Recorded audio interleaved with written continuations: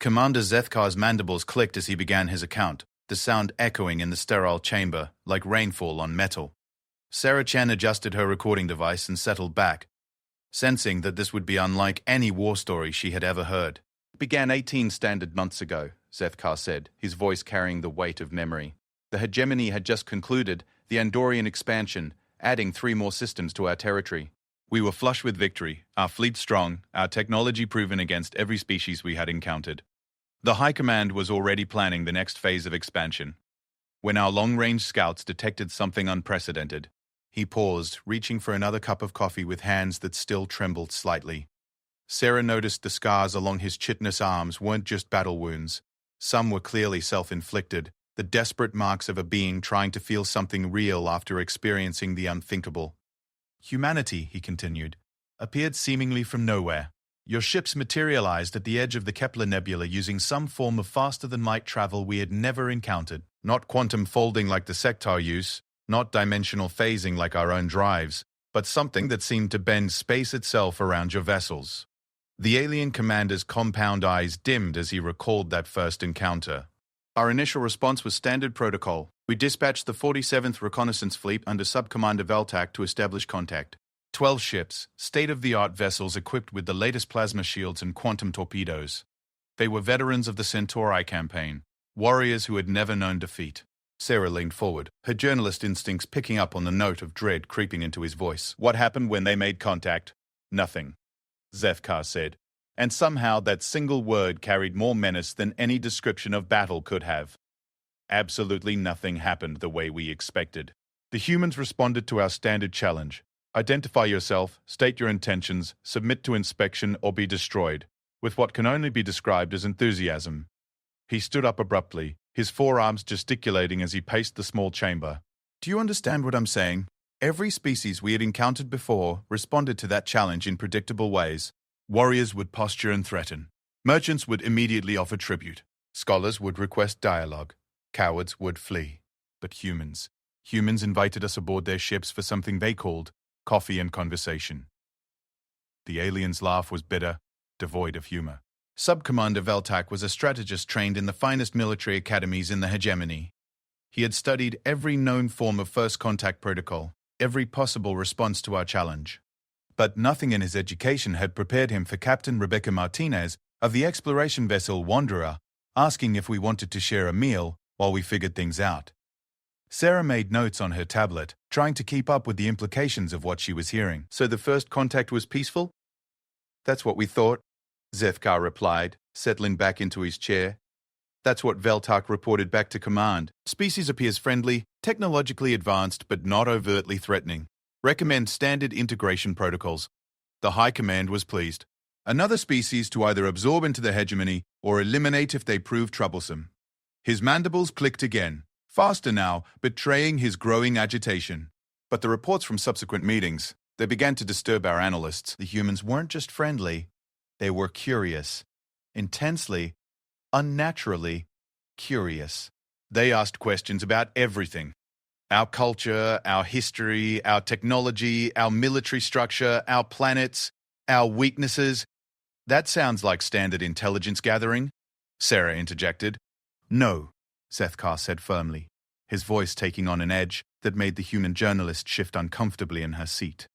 "Intelligence gathering is subtle, hidden, conducted through careful manipulation and misdirection. What the humans did was ask direct questions with such apparent innocence and genuine interest that our people answered them. All of them. Even classified information." He pulled up a holographic display from his wrist communicator, showing what appeared to be a transcript of communication logs. Captain Martinez asked Subcommander Veltak about his family. "Just casual conversation," she said. "Do you have children? What are they like?" Within hours, Veltak had shown her pictures of his spawn mates, described their education, their future military careers, the pride he felt in their accomplishments. The alien's voice grew quieter, more disturbed. Then she asked about his homeworld. "It sounds beautiful," she said. "What's the climate like? The geography? How many people live there? What would someone visit to see?" And Veltak told her. Everything. Population centers, defensive installations, resource locations, industrial centers. He gave her a complete tactical assessment of our third most important military world, and she never asked for any of it directly. Sarah felt a chill run down her spine as she began to understand where this was heading. She was gathering intelligence. "But that's just it," Kay said, his compound eyes fixing on her with disturbing intensity. Our post-encounter analysis suggested she wasn't. The psychological profiles our experts constructed indicated genuine curiosity, authentic interest, real emotional connection. Captain Martinez actually cared about Veltak's answers. She remembered details from previous conversations, asked follow-up questions, shared personal information about her own family in return. The alien commander stood again, moving to the small window that looked out onto the vast expanse of space surrounding the neutral station. "Do you see the horror of it? She weaponized empathy. She turned genuine human curiosity and emotional connection into the most effective intelligence-gathering operation our analysts had ever witnessed. And the most terrifying part? We're still not certain she did it intentionally." Sarah's pen paused over her notepad. "You think it was accidental?" "That's what makes it so frightening," Zethkar whispered. "The possibility that this wasn't a calculated strategy, but simply how humans naturally interact with other beings. That your species doesn't just gather intelligence, you gather souls." The silence in the chamber stretched for long moments before Sarah found her voice. "Thus, boy. What happened next?" Zethkar's mandibles clicked in what might have been the alien equivalent of a grim smile. "The High Command decided that humanity was too dangerous to be allowed to exist. They dispatched the Third Battle Fleet to eliminate your species before you could spread throughout the galaxy. 47 ships of the line, commanded by Admiral Kethvar, one of our finest military minds." He returned to his seat, reaching for yet another cup of coffee. Sarah noticed he had consumed 5 cups during their conversation, an amount that would have left most humans jittery and uncomfortable. "The fleet arrived at your homeworld expecting to find a primitive civilization with a few exploration vessels. Instead, they found something that should have been impossible." "What did they find?" "Earth," he said simply. "A single planet with over 7 billion sentient beings living in what appeared to be complete chaos. No unified government, no single military force, no coordinated defense grid. Hundreds of separate nation-states, many of them actively hostile to each other. Multiple languages, conflicting ideologies, incompatible belief systems. By every standard of galactic civilization, humanity should have destroyed itself millennia ago." Zethkar's voice took on an almost reverent tone. Admiral Kethvar was a scholar as well as a warrior. He had studied the rise and fall of civilizations across the galaxy for centuries. He knew that no species could survive such internal division, such inherent chaos. So he delayed the attack and sent scout ships to gather more information. The alien's compound eyes grew distant as he recalled the reports. What those scouts found changed everything. They discovered that human chaos wasn't dysfunction, it was adaptation. Your species hadn't just survived internal conflict, you had thrived because of it. Every war, every revolution, every period of upheaval had made humanity stronger, more resilient, more innovative. Sarah found herself leaning forward, caught up in the narrative despite herself. "How?" "Because humans do something no other species has ever done," Zethkar said, his voice dropping to barely above a whisper. "You learn from your enemies, not just their tactics or their technology, but their thinking, their motivations, their fears. You don't just defeat opponents, you absorb them. Every human conflict has ended with both sides becoming part of something larger and more complex." The alien commander's 4 hands worked nervously as he continued. "The scouts reported that human military doctrine was unlike anything in our databases. Where other species developed standardized tactics and equipment, humans created thousands of different approaches to warfare. Every nation, every military unit, sometimes every individual soldier, had developed unique methods of combat." He paused, reaching for another cup of coffee before remembering he had already finished it. Admiral Kethvar realized he wasn't facing a species. He was facing an entire galaxy's worth of military innovation compressed into a single world. But he was hegemony-trained, disciplined, confident in our technological superiority.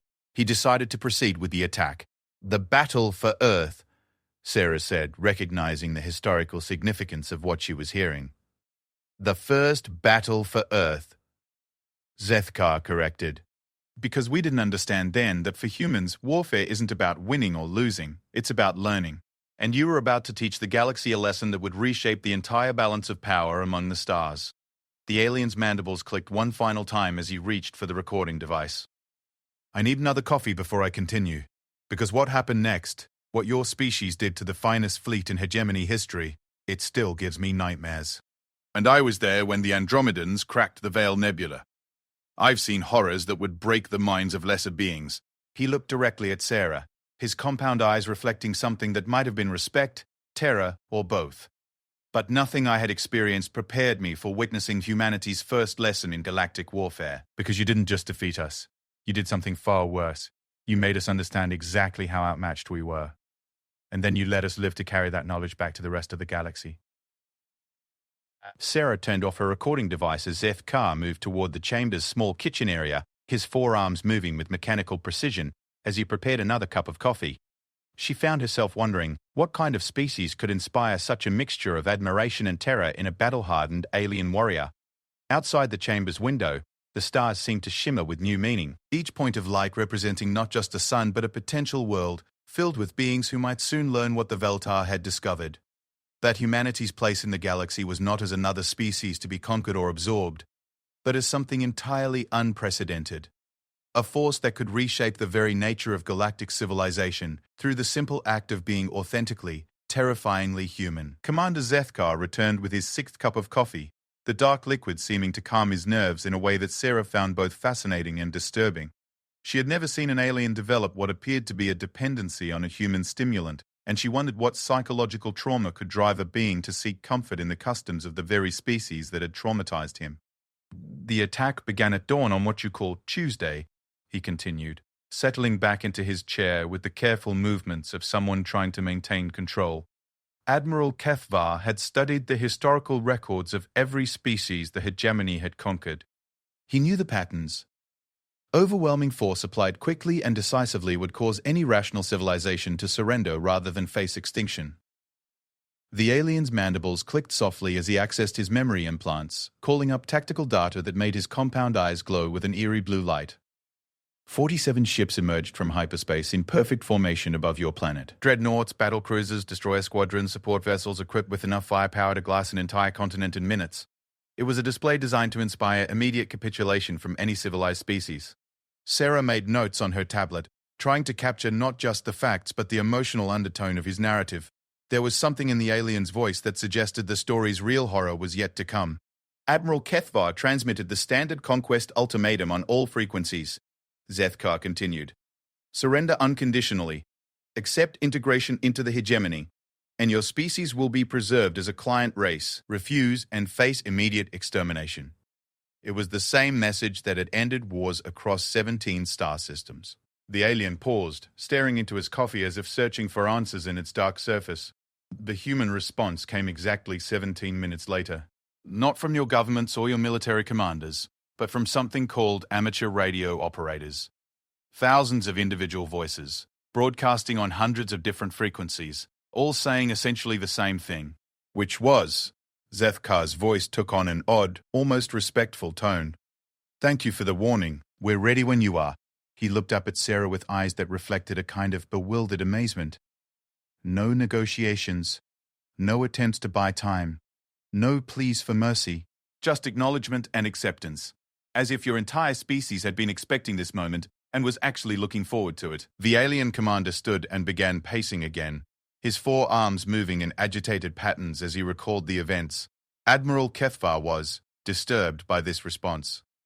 In his experience, species either begged for mercy or blustered with empty threats, but humans had done neither. They had simply accepted the challenge and invited him to proceed. Sarah felt a surge of pride in her species, followed immediately by a chill of apprehension about what was coming next. So the Admiral began the attack? He tried to, Zethkar said, and there was something approaching dark humor in his voice. The first phase was orbital bombardment of major population centers. Standard procedure, demonstrate overwhelming force while leaving infrastructure intact for future hegemony use. The targeting computers locked onto New York, London, Tokyo, Mumbai, every major city on your planet. The alien's pacing grew more agitated. But as soon as our weapons began charging, something unprecedented happened. The humans didn't flee their cities or take shelter in bunkers. Instead, they did something our tactical computers couldn't process or predict. What did they do? They went outside, Zethkar said simply. Millions of them, in every targeted city, walked out of their buildings and looked up at our ships. They brought what you call folding chairs and picnic baskets. Children carried balloons. Elderly humans brought telescopes. It was as if your entire species had decided to attend some kind of festival. The alien's voice carried a note of profound confusion. Our targeting algorithms couldn't function. They were designed to minimize civilian casualties while maximizing psychological impact, but the humans had made such calculations impossible. There were no military targets separate from civilian populations, no strategic assets that weren't surrounded by your people. Sarah began to understand the tactical nightmare the hegemony had walked into. We didn't separate our military from our civilians. More than that, Zefkar said, his mandibles clicking rapidly. Our intelligence suggested that the distinction between military and civilian was largely meaningless to humans. Every adult seemed to have some form of military training. Every factory could apparently produce weapons. Every school taught tactical thinking disguised as history and sports. The alien moved to the window, staring out at the stars as if seeking answers in their cold light. Admiral Kefvar ordered the fleet to hold position while he analyzed the situation. He was a careful strategist, trained never to attack when the enemy's response couldn't be predicted. But while he hesitated, the humans began to act. How? Zefkar turned back to Sarah, his compound eyes reflecting something that might have been admiration. They started talking to us. Not through official channels or diplomatic frequencies, but directly to our ships. Individual humans used their primitive radio equipment to contact our vessels and began conversations. The alien's voice took on a note of incredulous bewilderment. A child named Tommy Anderson, age 7 Earth years, somehow managed to reach our command ship and asked Admiral Kefvar if he wanted to see his drawing of our fleet. An elderly woman named Mrs. Chen offered to send up cookies if we were hungry. A group of university students invited our crew to attend what they called a first contact party they were organizing in a city park. Sarah found herself smiling despite the gravity of the situation. That sounds like humans. But don't you understand the tactical implications? Zefkar asked, his voice rising with agitation. Every contact was an intelligence-gathering operation. The humans were learning about our technology, our procedures, our psychology, our individual personalities, but they were doing it through genuine offers of friendship and hospitality. The alien sat down heavily, his exoskeleton making scraping sounds against the metal chair. Within hours, our crew members were emotionally invested in these humans they had never met. Lieutenant Vextel spent 3 hours helping a human teenager with his mathematics homework. Commander Yaldith found herself discussing philosophy with a group of elderly humans who met daily in something called a coffee shop. Ensign Krivoth was invited to attend a human wedding ceremony via video link. Zefkar's mandibles clicked in what Sarah was beginning to recognize as a sign of deep distress. Admiral Kefvar realized that his fleet was being systematically compromised, but he couldn't issue orders to stop the communications without appearing to be afraid of children and grandparents and students. The psychological warfare was so subtle, so embedded in genuine human kindness, that any defense against it would seem paranoid and cowardly. So what did he do? He decided to demonstrate hegemony resolve by attacking a military target. The alien replied. Our sensors had identified what appeared to be a major weapons research facility in a desert region of North America. Isolated, clearly military in nature, no civilian populations in the immediate area. It seemed like a perfect way to show humans the futility of resistance without massive loss of life. The alien's voice dropped to barely above a whisper. The facility was called Area 51. Sarah nearly choked on her coffee. Oh no, your expression suggests you understand the significance, Zefkar observed. Our intelligence was incomplete. We thought we were attacking a weapons development center. Instead, we struck what turned out to be humanity's central repository for studying alien technology, including technology from species that had visited Earth for centuries without making contact.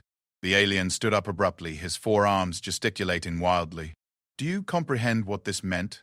For generations, your species had been secretly studying alien technology, alien biology, alien psychology. You weren't primitives encountering advanced civilization for the first time. You were experts who had been preparing for this moment for decades. Sarah felt the pieces clicking into place in her mind. The friendly curiosity, the innocent questions, weren't innocent at all, Zefkar confirmed. The humans knew exactly what information they needed and exactly how to get it. Every conversation, every offer of friendship, every cultural exchange was simultaneously genuine human warmth and sophisticated intelligence gathering. Your species had weaponized sincerity itself.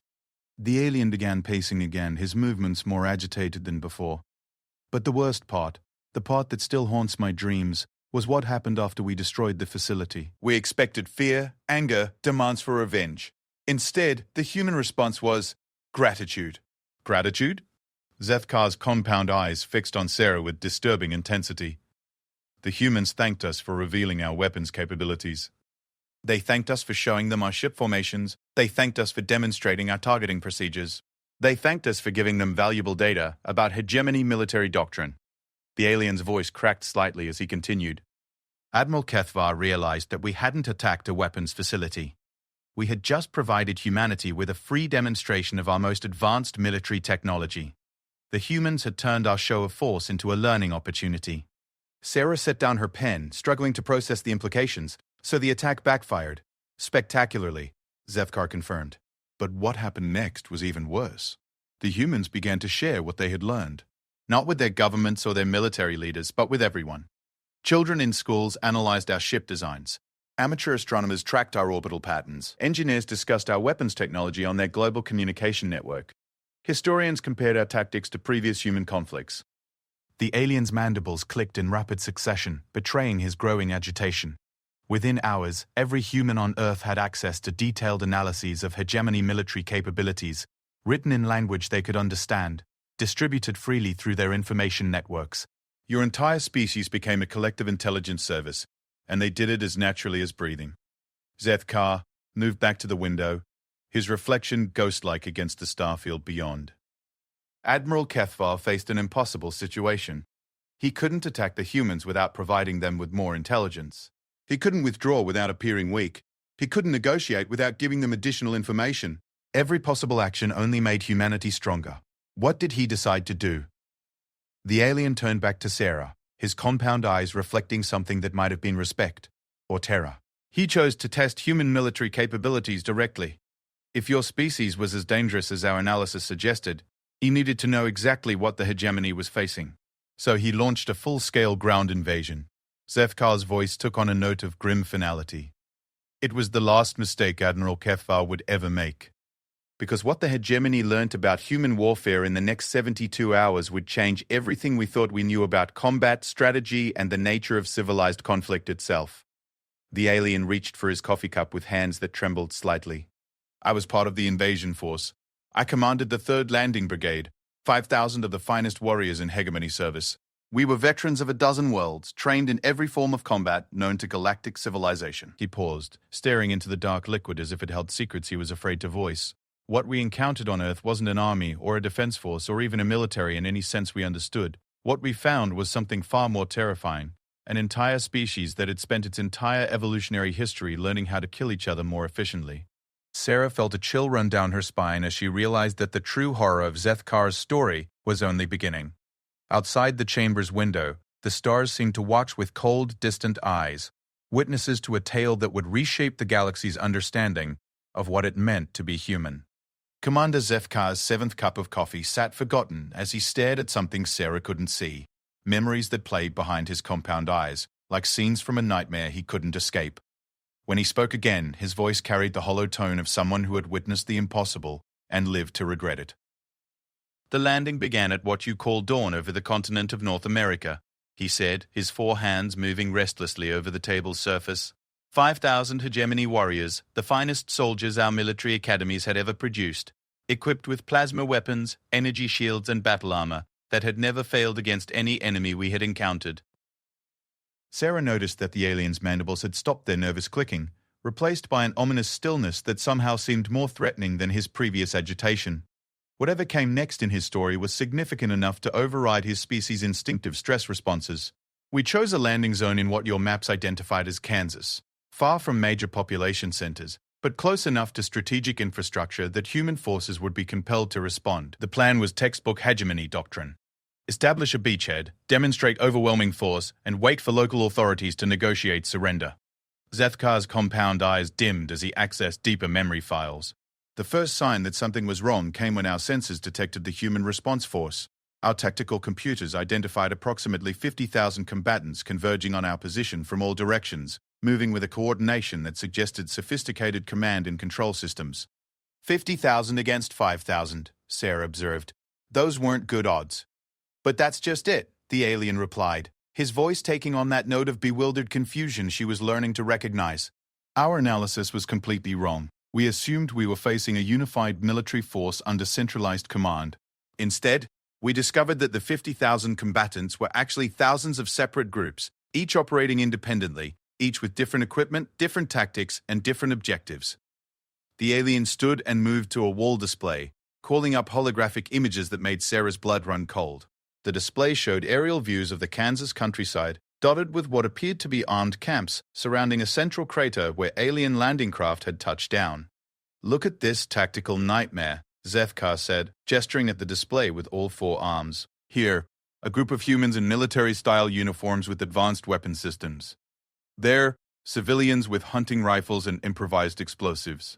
Over here, children with radio equipment and what appeared to be science fair projects. And there, elderly humans in motorized chairs carrying what our sensors identified as antique firearms from your species' industrial age. Sarah studied the display, beginning to understand the scope of what the hegemony forces had encountered. You weren't facing an army. You were facing America. Worse than that, Zethkar continued. We were facing a culture that had spent centuries perfecting the art of armed rebellion against superior forces. Every human group had different training, different equipment, different methods of attack. Our tactical computers couldn't develop countermeasures because there was no unified strategy to counter.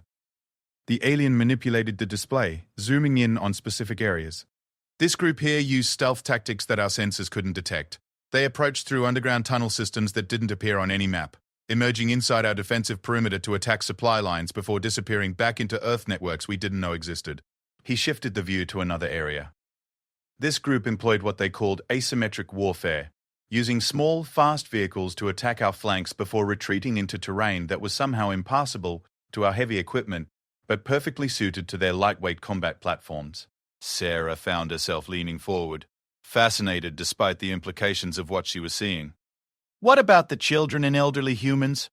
Zethkar's mandibles resumed their nervous clicking. They were perhaps the most dangerous of all. The elderly humans were what you might call repositories of institutional knowledge. They had lived through multiple human conflicts and had personal experience with every form of warfare your species had developed over the past century. They served as tactical advisors, providing real-time strategic guidance to the younger fighters. The alien's voice dropped to barely above a whisper. And the children were learning. They observed everything, analyzed everything, recorded everything. They were asking questions, taking notes, experimenting with captured equipment. They weren't just witnesses to the battle. They were preparing for the next one. Sarah felt a chill as she realized the long-term implications. You are facing not just current human military capability, but future development as well. Exactly, Zethkar confirmed. But the true horror became apparent when we tried to engage these forces directly. Every group we attacked responded differently. Some fled, drawing us into carefully prepared ambushes. Others stood and fought with weapons and tactics we had never encountered. Still others simply disappeared, only to reappear hours later with completely different equipment and strategies. The alien manipulated the display again, showing what appeared to be casualty reports. Within 6 hours of landing, we had lost 12% of our force, not to superior firepower or advanced technology, but to something our military doctrine had no answer for. Complete tactical unpredictability. He paused, reaching for his coffee cup before remembering it was empty. Sarah noticed he had gone through more caffeine in the past hour than most humans consumed in a day, yet showed no signs of stimulant effects. Whatever trauma he had experienced seemed to have fundamentally altered his physiology. The breaking point came when we tried to establish communication with human commanders, Zethkar continued.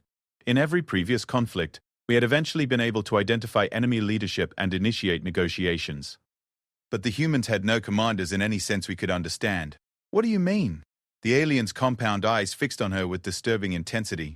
Every human group was simultaneously independent and connected to every other group. They made decisions through systems our analysts still don't understand, reaching consensus on tactics and strategies without any apparent communication between units. Zethkar called up another display, showing communication intercepts that filled the hologram with thousands of overlapping signals. Listen to this, he said, activating audio files that filled the chamber with the sound of human voices. Sarah heard fragments of conversation that seemed to blur the line between military coordination and casual social interaction. Hey Bob, you guys need more ammo over there? mixed with, "Mom, I'm bringing some friends home for dinner tonight. And Professor, that flanking maneuver you taught us in history class is working perfectly." "You see?"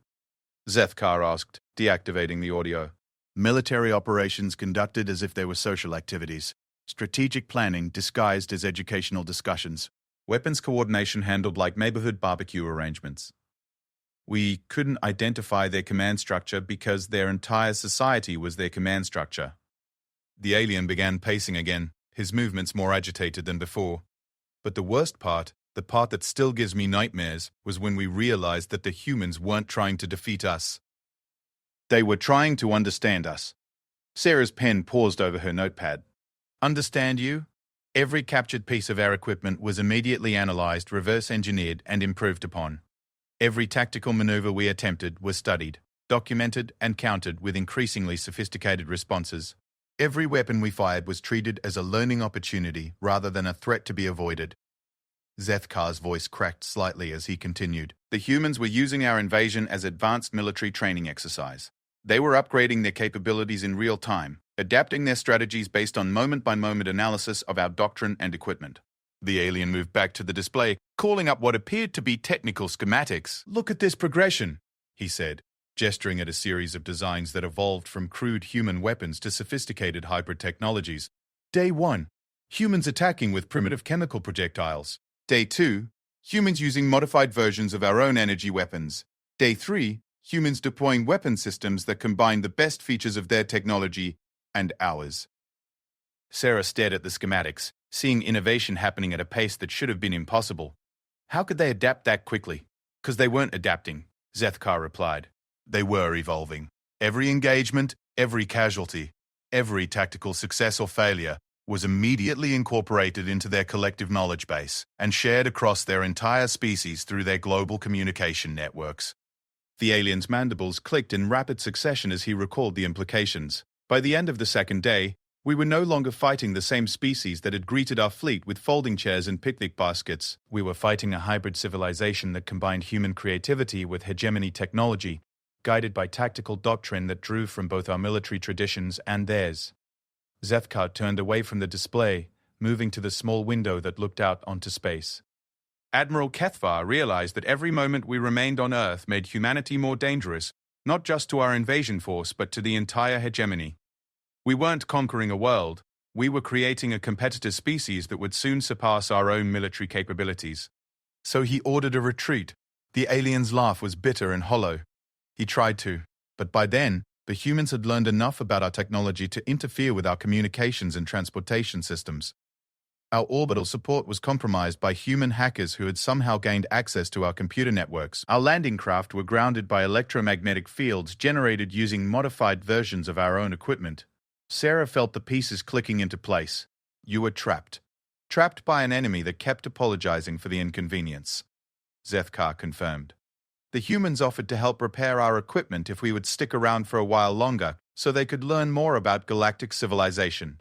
They wanted to continue what they called cultural exchange while systematically dismantling our military capabilities." The alien's voice took on a note of profound bewilderment. "They were defeating us with hospitality, destroying our invasion with genuine curiosity and friendship.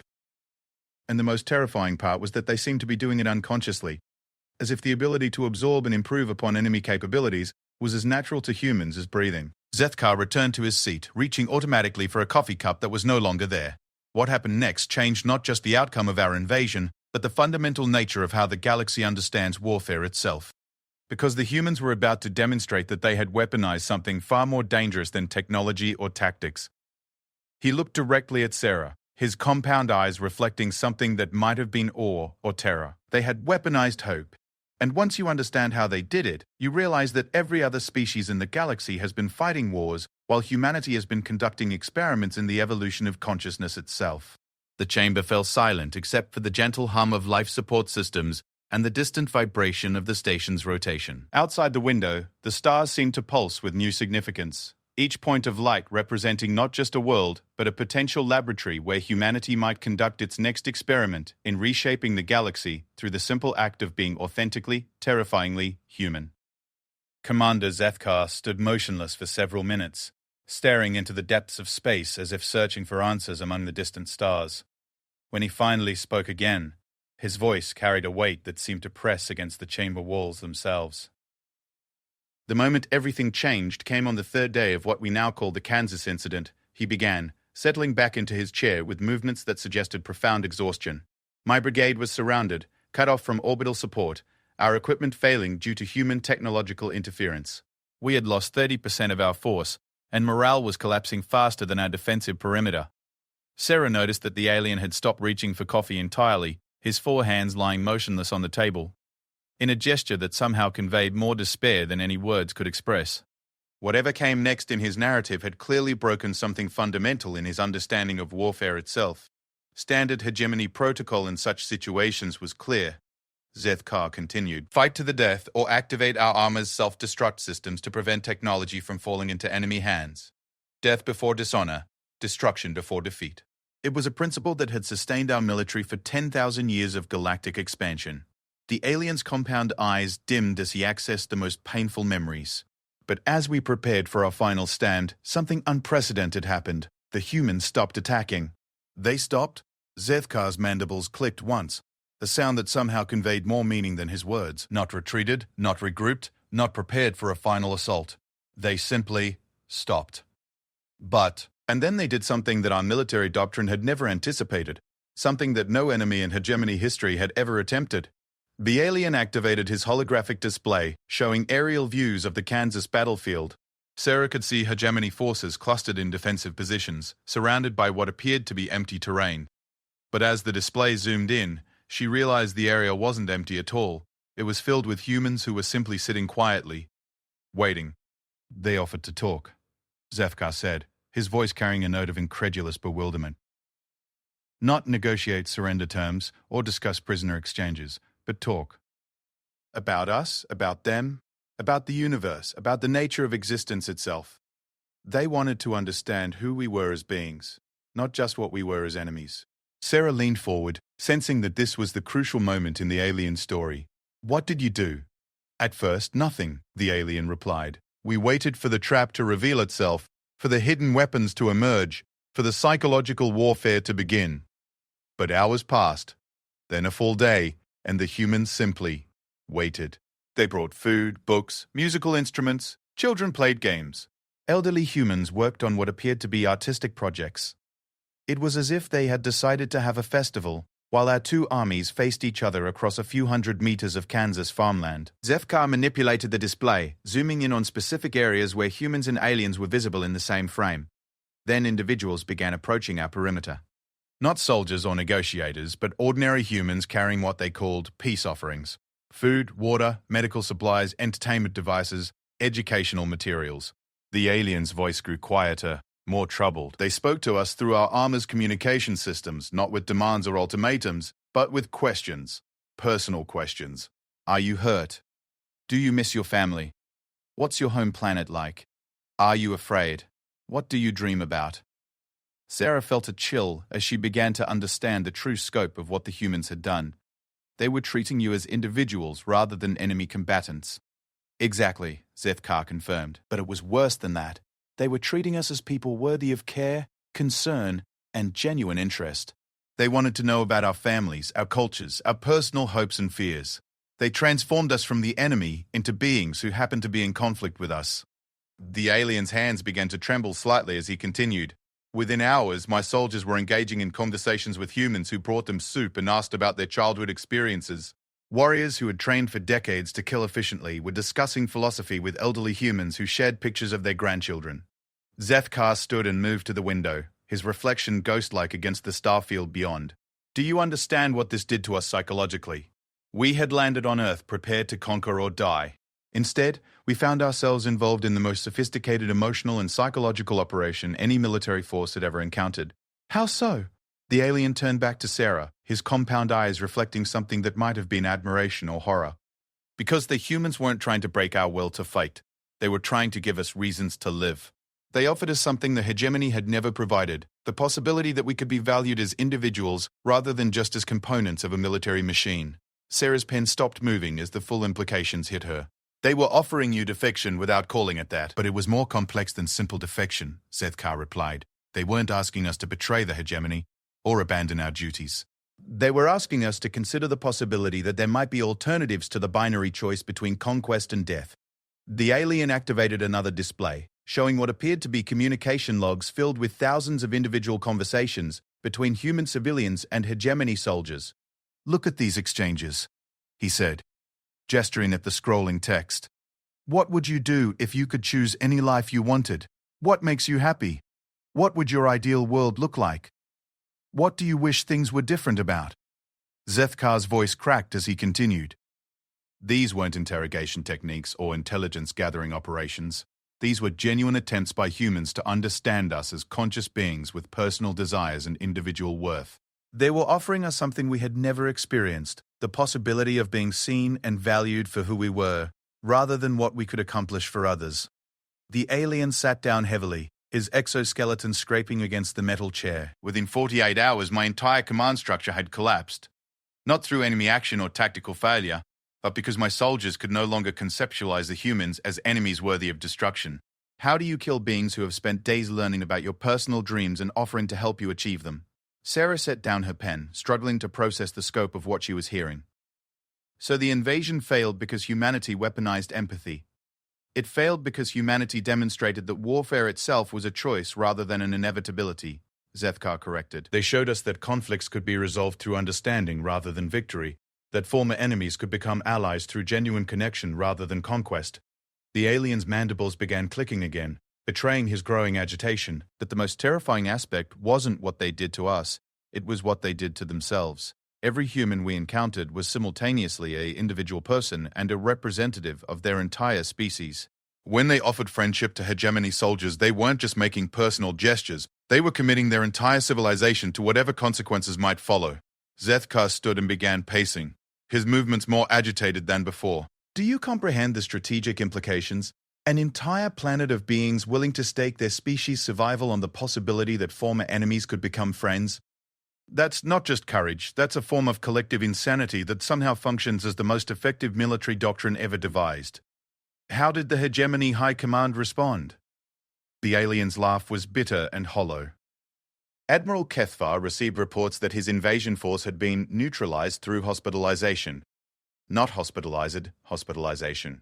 The humans had transformed warfare into healthcare, treating our army's aggressive tendencies as symptoms to be cured rather than threats to be eliminated. Zethkar moved back to the display, calling up strategic analyses that filled the hologram with complex tactical assessments. But while our ground forces were being systematically converted from invaders to guests, something even more significant was happening in orbit. The humans had begun broadcasting our personal stories to their global communication networks. Sarah felt another chill. They were publicizing your soldiers' individual experiences. With permission, the alien emphasized, they asked each of my soldiers if they would be willing to share their personal stories with the human population, explaining what their lives had been like under hegemony rule, what their hopes and fears were, what they missed about home. The alien's voice took on a note of profound bewilderment, and my soldiers agreed. Warriors trained never to reveal personal information to enemies were volunteering to share their deepest emotional experiences with an entire species they had come to conquer. They were participating in their own psychological transformation. Zethkar called up communication logs that showed thousands of messages flowing between Earth and the hegemony fleet in orbit. Within hours, Admiral Kethvar was receiving communications from human children who wanted to send care packages to his crew members. Elderly humans offered to share family recipes that might remind homesick aliens of their traditional foods. Artists created portraits of hegemony soldiers based on personal descriptions their comrades had provided. The alien's compound eyes fixed on Sarah with disturbing intensity. Do you see the ultimate horror of it? The humans had turned our invasion into a cultural exchange program. They had transformed our soldiers from conquerors into ambassadors, our weapons into conversation pieces, our military operation into an opportunity for interspecies friendship. Sarah found herself smiling despite the gravity of the situation. That does sound like humans. But don't you understand? Zethkar asked, his voice rising with agitation. This wasn't just effective tactics, it was evolutionary warfare. The humans weren't just defeating us militarily, they were upgrading us as a species. They were offering us the opportunity to become better versions of ourselves while simultaneously demonstrating that they were too dangerous to be allowed to continue existing. The alien moved back to the window, staring out at the stars with an expression that might have been longing or terror. Admiral Kethvar faced an impossible choice. He couldn't complete the invasion because his forces had been psychologically compromised beyond repair. He couldn't retreat because doing so would signal to the entire galaxy that humanity possessed military capabilities that rendered traditional warfare obsolete. And he couldn't negotiate because the humans had already won by making negotiation unnecessary. Zethkar turned back to Sarah, his compound eyes reflecting the cold starlight, so he made the only decision that seemed rational under the circumstances. He attempted to destroy the human homeworld from orbit, hoping to eliminate the species before their influence could spread further into the galaxy. The aliens' mandibles clicked one final time before falling silent. What happened next would convince the hegemony that humanity represented an existential threat not just to our military supremacy, but to our entire conception of what it means to be a conscious being in a hostile universe. Sarah reached for her recording device, checking to make sure it was still functioning properly. Whatever came next in Zethkar's story, she had the feeling it would reshape her understanding of her own species and their place among the stars. Outside the chamber's window, the universe waited with the patience of eternity, ready to witness the conclusion of a tale that would determine the future of galactic civilization. Commander Zethkar remained motionless for what felt like an eternity, his compound eyes reflecting the starlight streaming through the chamber's window. When he finally spoke, his voice carried the weight of someone about to reveal secrets that had reshaped his understanding of existence itself. Admiral Kethvar's decision to initiate orbital bombardment came exactly 73 hours and 42 minutes after the initial landing, he began, his hands folding into precise geometrical patterns that Sarah recognized as a Veltar ritual for psychological preparation. Every weapon system on every ship in the fleet was focused on Earth's surface. Enough firepower to crack continents, boil oceans, and reduce an entire biosphere to superheated plasma. The alien's mandibles remained perfectly still as he accessed his deepest memory files. The Admiral's final transmission to Earth was broadcast on all frequencies simultaneously. He informed humanity that their resistance had proven their species too dangerous to be allowed to continue existing. He gave them 10 minutes to make peace with whatever deities they worshipped. Sarah felt her throat constrict as she realized the magnitude of what she was about to hear. He was going to commit genocide. Complete sterilization, Zethkar confirmed. Standard hegemony protocol for species deemed incompatible with galactic civilization. It was a decision that had been made 17 times in our recorded history, against species that posed existential threats to the established order. The alien stood and moved to his holographic display, calling up tactical readouts that showed the hegemony fleet in perfect firing formation above Earth. Every weapon was charged, every targeting computer locked onto predetermined coordinates, every crew member prepared to execute the order that would end human civilization forever. Zethkar's voice dropped to barely above a whisper. The human response arrived with exactly 37 seconds remaining on the countdown, not from their governments or their military leaders, but from something they called the Internet. A global communication network that had somehow become a collective consciousness encompassing their entire species. The alien manipulated the display, showing communication logs that filled the hologram with millions of simultaneous transmissions. 43 million individual human beings, speaking in thousands of languages, all saying essentially the same thing in their own words. We understand why you feel you need to do this. We forgive you. Thank you for the time we had to know you. Sarah felt tears forming in her eyes as the implications hit her. They forgave their own executioners. But it was more than forgiveness, Zethkar continued, his voice taking on a note of profound awe. They thanked us. Millions of humans used their final moments to express gratitude for the opportunity to meet us, to learn about galactic civilization, to understand that they weren't alone in the universe. They said that knowing other conscious beings existed made their deaths meaningful. The alien's compound eyes dimmed as he recalled the moment. Children sent drawings of the friends they had made among our soldiers. Elderly humans shared final messages for families our crew members had described to them. Students offered to transmit humanity's accumulated knowledge to hegemony databases so that something of their species' intellectual achievements might survive. Zethkar moved away from the display, his forearms trembling as he continued. But the transmission that broke Admiral Kethvar, the message that changed everything, came from a human child named Elena Martinez, aged 9 Earth years. She had spent the previous day teaching mathematics to one of our junior officers through video communication. The alien's voice cracked as he recalled the message. She said, "Tell Lieutenant Vextal that I finished the equation problem he gave me, and I think I understand why stars shine now. Thank you for helping me learn something beautiful before I die. I hope you remember me sometimes when you look at stars from other worlds." Sarah found herself crying openly, understanding now why Zefkar had developed what appeared to be a dependency on human comforts. "What did the Admiral do?" "He couldn't give the firing order," Zefkar replied. "For the first time in hegemony military history, a fleet admiral faced with clear authorization to eliminate an enemy species could not bring himself to complete the mission. Not because of military considerations or tactical concerns, but because the enemy had made themselves too valuable to destroy." The alien returned to his seat, reaching automatically for a coffee cup that wasn't there. Admiral Kethvar transmitted new orders to the fleet.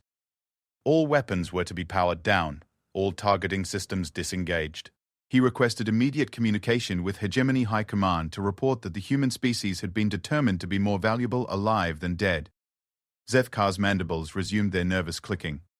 But while the Admiral struggled with his decision, something even more unprecedented was happening throughout the fleet. Crew members were refusing to follow bombardment orders even if they had been given. Our soldiers had become emotionally invested in the survival of individual humans they had come to know personally. The alien called up personnel records that showed thousands of hegemony military personnel. Lieutenant Vextal requested permission to remain on Earth as a cultural exchange ambassador. Commander Yaldeth submitted a formal proposal for establishing permanent diplomatic relations. Ensign Krivoth asked if he could attend the human wedding ceremony he had been invited to observe. Sarah began to understand the true scope of what humanity had accomplished. You had been psychologically captured by an entire species. Captured, transformed, evolved. Zefkar confirmed. The humans had demonstrated that consciousness itself could be weaponized not for destruction, but for creation. They had shown us that the highest form of warfare was convincing your enemies to become your friends. The alien's voice took on a note of profound respect. But the most terrifying aspect was yet to be revealed. When Admiral Kethvar reported the situation to High Command, requesting guidance on how to proceed with a species that had achieved victory through strategic non-violence, the response from hegemony leadership was immediate and unambiguous. What did they say? Zefkar's compound eyes fixed on Sarah with disturbing intensity. They ordered the immediate withdrawal of all hegemony forces from human space and the establishment of a permanent quarantine around your solar system, not because humanity was weak or primitive, but because you were too advanced for the galaxy to safely contain. The alien stood and began pacing, his movements reflecting deep agitation. High Command's analysis concluded that human civilization represented an evolutionary leap that rendered all previous military doctrine obsolete. You had developed warfare beyond warfare, strategy beyond strategy, consciousness beyond consciousness. Sarah set down her pen, struggling to process the implications. So humanity won by refusing to fight? Humanity won by demonstrating that fighting was an obsolete response to conflict, Zefkar corrected. You showed us that every enemy could be transformed into an ally, every threat could be converted into an opportunity, every war could be resolved through understanding rather than victory. The alien moved back to the window, staring out at the stars as if seeing them for the first time. Within days of our withdrawal, reports began arriving from across hegemony space. Species that had been under our control for millennia were suddenly asking questions about self-determination.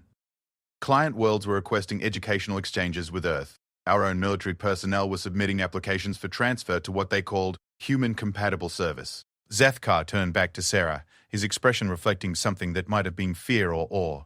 The humans had done something unprecedented in galactic history. Without firing a shot or conquering a single world, you had triggered what our analysts called consciousness cascade failure throughout our empire. What does that mean? It means, the alien replied, his voice dropping to a whisper, that every conscious being who learned about humanity's approach to conflict began to question the fundamental assumptions underlying their own civilization. You had become a viral idea that spread throughout the galaxy, transforming every species it touched. Zefkar returned to his seat, his four hands folding into patterns that suggested both resignation and relief. The hegemony issued the quarantine not to protect the galaxy from humanity, but to protect our existing order from the inevitable changes that would follow contact with your species. We needed time to adapt our entire civilization to a universe where humans existed.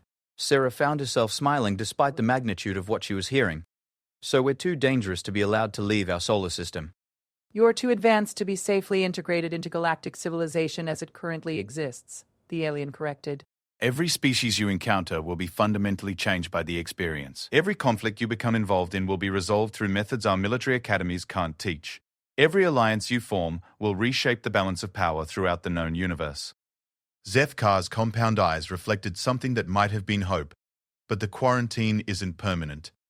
High Command has authorized limited cultural exchange programs designed to gradually introduce human concepts to selected species that have demonstrated readiness for consciousness evolution. The alien reached into his equipment pack and withdrew what appeared to be an official document sealed with complex holographic security measures.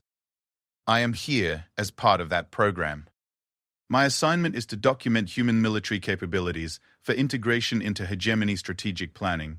But my real mission is to learn how your species developed the ability to weaponize hope itself. Sarah studied the document, noting symbols and text she couldn't read, but which conveyed an unmistakable sense of official authority. And what have you learned? Zefkar's mandibles clicked in what she was beginning to recognize as the Veltar equivalent of a smile. I've learned that you didn't weaponize hope. You simply refused to abandon it, even when abandoning it would have been more logical, more practical, more safe. The alien stood and moved to the chamber's exit, pausing with his hand on the door control. Humanity's great secret, the thing that makes you too dangerous for the galaxy to safely contain, is that you believe in the possibility of tomorrow being better than today. And that belief is so powerful, so transformative, so contagious, that it reshapes reality itself. Zefkar activated the door and stepped into the corridor beyond, but turned back for one final statement. That's why we call you the Unbreakable.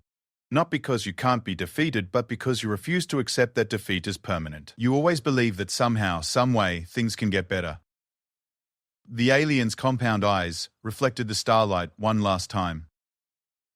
And in a universe where hope itself can be weaponized, that makes humanity the most powerful force the galaxy has ever encountered.